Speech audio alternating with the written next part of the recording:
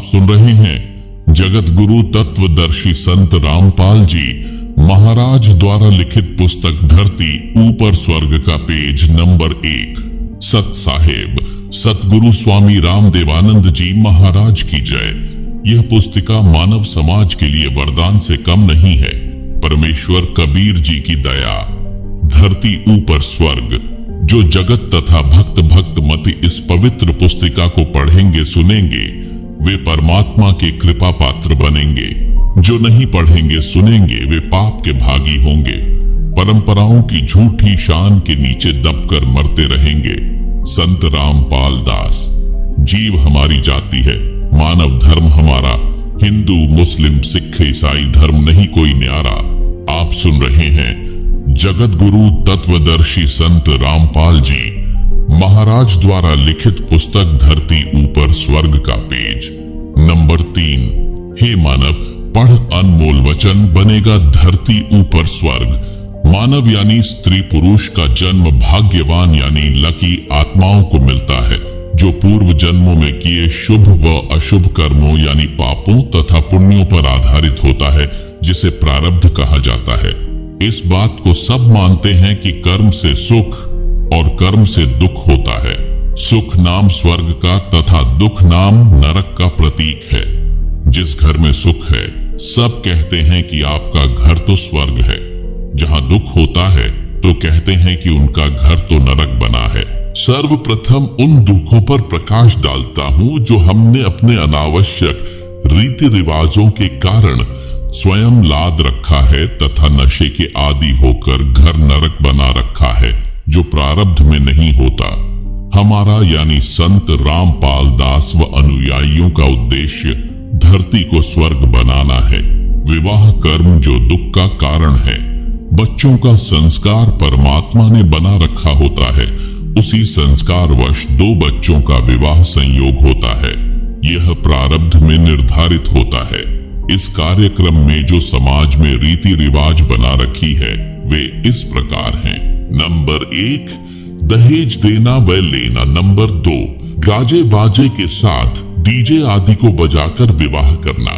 Number 3 शराब का तड़का नहीं लगा तो मजा खिरखिरा। शराब पीकर जूते बाजना पूर्व निर्धारित होता है।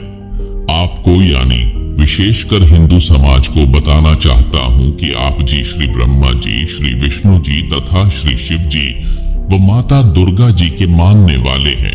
क्या आपको पता है कि माता दुर्गा जी ने अपने तीनों पुत्रों का विवाह कैसे किया था? प्रमाण के साथ पढ़ो। प्रमाण श्री देवी पुराण के स्कंद 3 अध्याय 4 से 5 में लिखा है कि श्री देवी जी यानी अष्टांगी देवी यानी दुर्गा जी ने वचन से 3 लड़की उत्पन्न की। नंबर 1 श्री सावित्री जी यानी महासरस्वती। नंबर 2 श्री लक्ष्मी जी यानी महालक्ष्मी। नंबर 3 श्री पार्वती जी यानी महाकाली गौरी। पहले श्री ब्रह्मा जी को बुलाया तथा कहा, बेटा इस लड़की का नाम सावित्री है, इसे अपनी पत्नी रूप में रख, जाओ अपना घर बसाओ। श्री ब्रह्मा जी व श्री सावित्री जी ने माता जी को प्रणाम किया और वो ब्रह्मा लोक में अपने घर चले गए। विवाह संपन्न हुआ। फिर दूसरे पुत्र श्री विष्णु जी को बुलाया और कहा, बेटा इस लड़की का नाम लक्ष्मी है, इसे अपनी पत्नी रूप में रख, जाओ अपना घर बसाओ। दोनों माता जी को प्रणाम करके विष्णु लोक में चले गए। विवाह संपन्न हुआ। फिर तीसरे पुत्र श्री शिव जी को बुलाया तथा कहा, बेटा इस लड़की का नाम पार्वती यानी उमा है, इसे अपनी पत्नी रूप में रख, जाओ अपना घर बसाओ। दोनों ने माता जी को प्रणाम किया और शिव लोक में चले गए। विवाह संपन्न हुआ। आओ विचार करें। न बाराती थे, न भांति थे, न कढ़ाई चढ़ाई, न मिठाई बनाई, बाजे न डीजे बजा, न दहेज दिया न लिया। वर्तमान में हिंदू समाज में विवाह कैसे होता है ये बताने की आवश्यकता नहीं, क्योंकि आप सब जानते हैं। क्या हम ब्रह्मा जी, विष्णु जी तथा शिव जी से भी बड़े हो गए जो व्यर्थ की रीति रिवाज बनाकर बोझ लाद लिया? आप सुन रहे हैं जगत गुरु तत्वदर्शी संत रामपाल जी महाराज द्वारा लिखित पुस्तक धरती ऊपर स्वर्ग का पेज नंबर 4। अध्यात्म की दृष्टि से देखें, इस संसार में एक क्षण का भरोसा नहीं, कब क्या घटना घट जाए, हम इस बात को मध्य नजर रखकर अपना जीवन जीते हैं तथा शास्त्रों के अनुसार धार्मिक व सामाजिक क्रिया करते हैं। धार्मिक शास्त्र परमात्मा का बनाया संविधान यानी कॉन्स्टिट्यूशन है। जो व्यक्ति संविधान का उल्लंघन करता है वह दंडित होता है।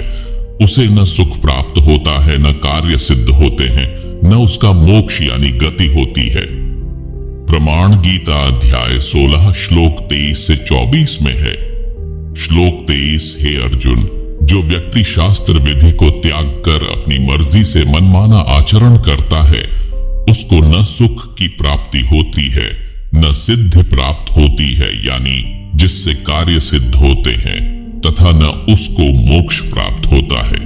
श्लोक 24, इससे तेरे लिए कर्तव्य यानी जो धार्मिक व सामाजिक कार्य करने योग्य हैं, और अकर्तव्य यानी जो धार्मिक व सामाजिक कार्य नहीं करने योग्य हैं, की व्यवस्था में शास्त्र ही प्रमाण है।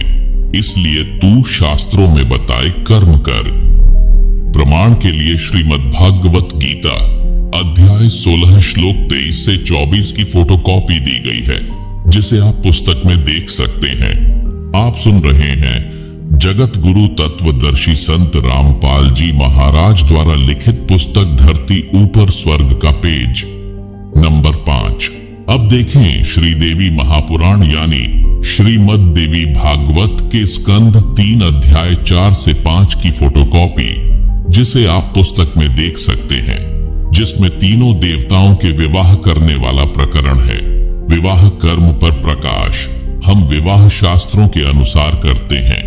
भक्त परिवार लड़के व लड़की का रिश्ता देखते हैं। दोनों पक्ष सहमत हो जाते हैं। उसके पश्चात दोनों पक्ष निकट के आश्रम में जानकारी देते हैं। विवाह की तिथि पता करते हैं। उनको गुरुजी द्वारा तिथि निर्धारित की जाती है। कोई नक्षत्र या पतरा आदि का ढोंग करके नहीं। सामान्य तिथि जिस दिन छुट्टी हो या सत्संग समागम हो या जो दोनों पक्षों की सुविधा अनुसार हो। निर्धारित तिथि को दोनों पक्ष आश्रम में या सत्संग स्थल पर जो स्थान बताया गया होता है उस पर आते हैं। संत गरीबदास जी महाराज जी की अमृतवाणी में एक असुर निकंदन रमैनी अध्याय है, जिसमें विश्व की सभी दैवीय शक्तियों की स्तुति की गई है। उसको पढ़ा जाता है, बोला जाता है, ऑडियो स्पीकर पर सुनाई जाती है। भक्तों को मौखिक भी याद होती है। सब मिलकर बोलते हैं, ये हमारे विवाह के गीत हैं।